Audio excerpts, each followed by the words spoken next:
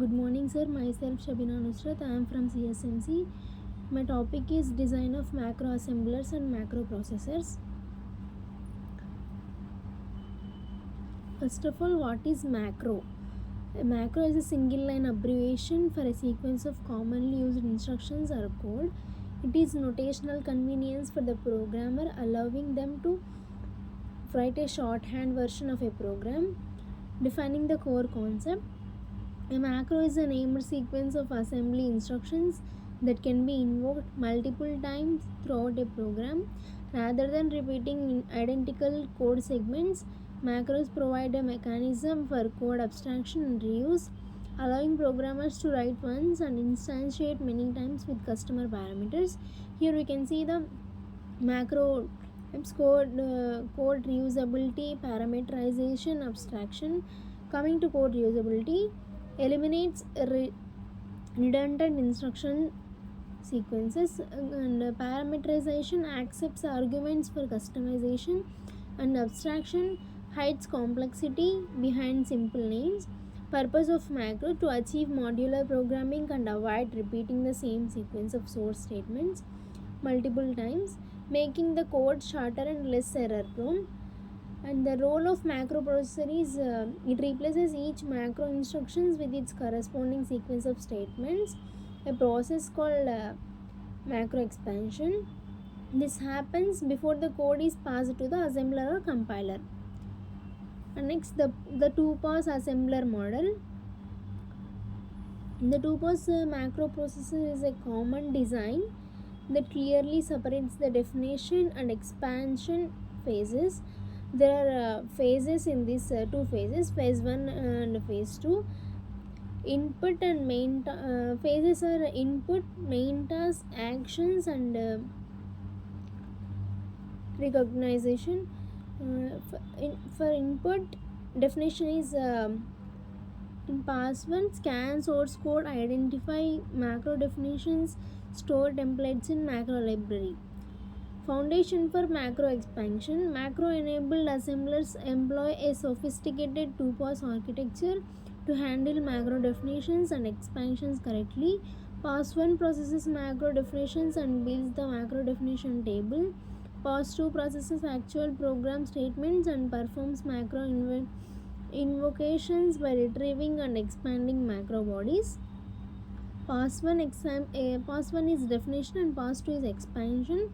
Scan source code, identify macro definitions, store templates in macro library.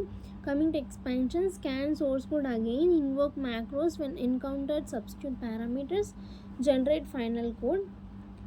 And also definition stores the macro body in DEF TAB, and in expansion substitutes actual arguments from the call into the model statements. Enter macro names into nam tab. When a call is found, it uses nam tab to locate the definition in definition tab. Output of definition, nam tab and definition tab for pass 2, expanded source code and input for the assembler. Ratio nil. The two pass structure is necessary because a macro can be invoked before its definition appears in the source code. Pass 1 ensures all definitions are known before any expansion occur in pass 2. Next, coming to macro definition and invocation. Syntax and semantics. Definition syntax, invocation syntax. Definition syntax. Macros are defined using macro and ENDM directives. The definition includes a macro name, formal parameters, and a body containing assembly instructions. Parameters are references within the body using symbolic names that will replace during expansion. And next, invocation syntax. A macro is invoked by writing its name followed by actual arguments. The processor matches actual arguments to formal parameters and also performs substitution. Multiple invocations generate separate code instances, each customized with unique argument values. Definition and advanced techniques. Basic definition of macro is a macro definition is typically delimited by a macro header statement and a macro end statement. Uh, Prototype declares the more macro name and formal parameters which are placeholders for actual values. And expansion or substitution, the code function is lexical substitution where the macro processor replaces formal parameters in the macro body in the actual arguments from the macro call. Coming to macro expansion techniques, potential versus keyword parameters. Macro expansion handles parameters in two distinct ways.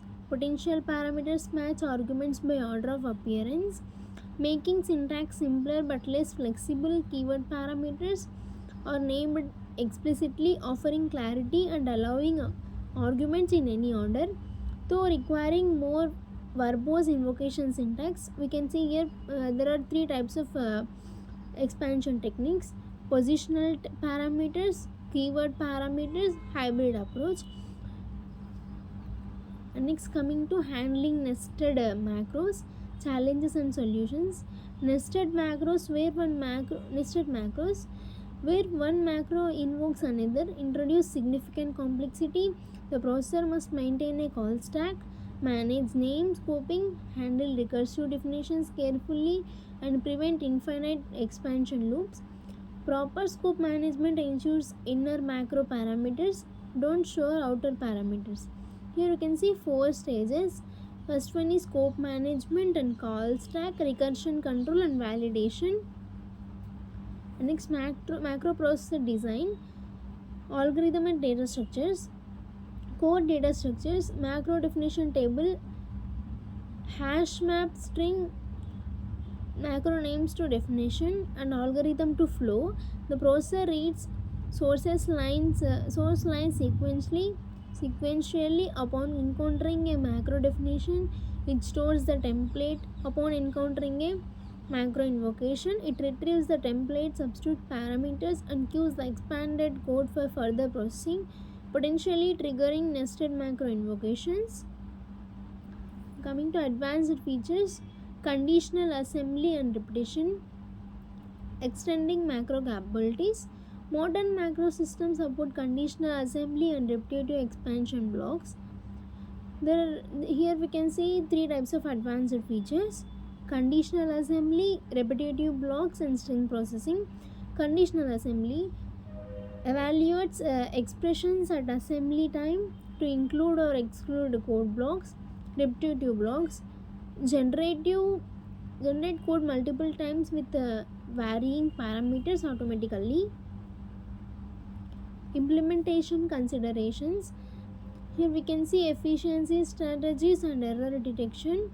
Efficiency strategies, catching expanded macro instances. It is optimized string substitution program algorithm. Error detection, undefined macro innovations, and parameter count mismatches. Case studies and future trends. Evolution of macro system design. Evaluation of there are three types: historical systems, modern applications, future direction. Future macro systems will likely embrace meta programming paradigms, enabling developers to write programs that generate and optimize code automatically, bridging assembly level performance with high level abstraction. Modern applications, LLVM, IR, ARM, ACLE, and specialized embedded systems leverage sophisticated macro processors. Advanced techniques in this: conditional macro expansion allows the macro processors to include or omit certain statements in the expansion based on conditions. And finally, conclusion: macros are powerful tools for program generation and simplification in assembly language. And final thought of this topic is the macro processor acts as a preprocessor that converts the abstract high level macro calls into concrete fully expanded assembly code. before the traditional assembler begins. Thank you.